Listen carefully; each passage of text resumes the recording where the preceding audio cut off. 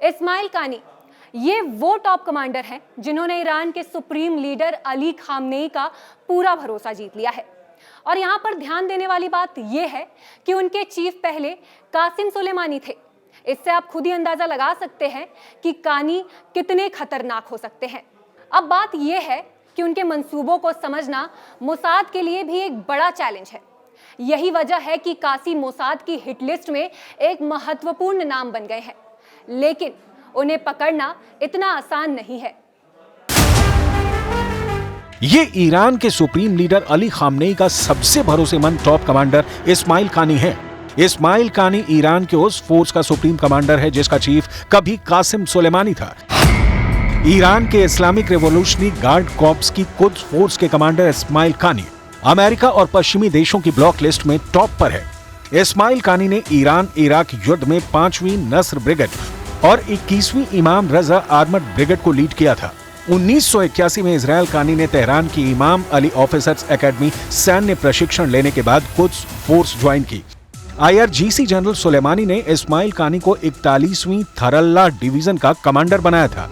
थरल्ला commander रहते हुए इस्माइल कानी ने अफगानिस्तान, तुर्कमेनिस्तान और पाकिस्तान बॉर्डर की रखवाली की थी। साल 1997 में कानी को कुद्स फोर्स का डिप्टी कमांडर बनाया गया। जनरल कासिम सुलेमानी की मौत के बाद खामनेई ने इस्माइल कानी को कुद्स फोर्स का चीफ बनाया। इस्माइल कानी पर खामनेई को सबसे ज्यादा भरोसा है। इजराइल से बदला लेने के लिए कानी ने जो पैगाम भेजा है उससे मेजर जनरल मोहम्मद बाघेरी की जुबानी सुन लीजिए। जमहूरी इस्लामी ईरान در بازی‌های تحریکات رسانه‌ای و غیر آن نمی‌افتد و خود نسبت به چگونگی و زمان اقدام انقلابی خود تصمیم خواهد گرفت. محور مقاومت نیز هر کدام به تناسب توانمندی‌ها و تدابیر خود این انتقام‌ها را صورت خواهند داد که روز گذشته بخشی از آن را इस्माइल हानिया की मौत के बाद इस्माइल कानी ने नेतन्याहू के नाम एक ओपन लेटर लिखा था जिसमें हानिया की जाबाजी का बखान करने के साथ कानी ने इजराइल को सबक सिखाने की धमकी भी दी थी।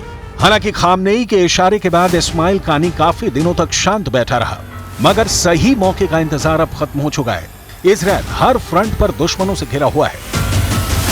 हूथी, हमास और हिजबुल्लाह की तिकड़ी ने नेतन्याहू को 3 मोर्चे पर उलझा रखा है। ऐसे में जल्द कुद्स फोर्स चीफ अपनी चाल चल सकता है। इस्माइल कानी IRGC की जिस कुद्स फोर्स का चीफ है वो विदेशी जमीन पर सीक्रेट ऑपरेशन के लिए कुख्यात है। कुद्स फोर्स ईरान के सर्वोच्च नेता अयतुल्ला अली खामनेई को सीधे रिपोर्ट करती है, यानी इस्माइल कानी को खुली छूट है। इस्माइल कानी के पास 5000 ऐसे खूंखार लड़ाके हैं जो सिर पर कफन बांध कर रहते हैं। इस्माइल कानी की लीडरशिप में कुद्स फोर्स की ताकत सीरिया के सिविल वॉर में दुनिया ने देखी है, जहां बशर अल असद के समर्थन में जुटी कुद्स फोर्स ने पश्चिमी देशों की संयुक्त सेना को धूल चटा दी थी। ये कुद्स फोर्स ही है जिसने इराक में 70 से भी ज्यादा शिया मिलिशिया ग्रुप बनाकर सुपर पावर अमेरिका को दहलाया है। मतलब इस्माइल कानी के वॉर प्लान सॉलिड होते हैं। इस्माइल कानी ने ज्यादातर मिशन में 100% सफलता हासिल की है। अली खामनेई के सबसे भरोसेमंद टॉप कमांडर को अब इजराइल से बदला लेने का जिम्मा मिला है, तो जल्द बड़ा धमाका होना तय है। इस्माइल कानी के लिए नेतन्याहू क्या प्लान बनाते हैं? क्या ईरान के वार से पहले इजराइल पलटवार करेगा? यह भी मुमकिन है क्योंकि अमेरिका ने खुलकर ईरान पर हल्ला बोलना शुरू कर दिया है। अमेरिका ने ईरान पर पूरी दुनिया में आतंकवाद फैलाने के आरोप लगाते हुए जल्द सबक सिखाने की वार्निंग दे रखी है। अमेरिका की शह ऐसी ही मिलती रही तो नेतन्याहू खामनेई के इस्माइल नंबर 2 को भी हानिया की तरह खल्लास कर सकते हैं।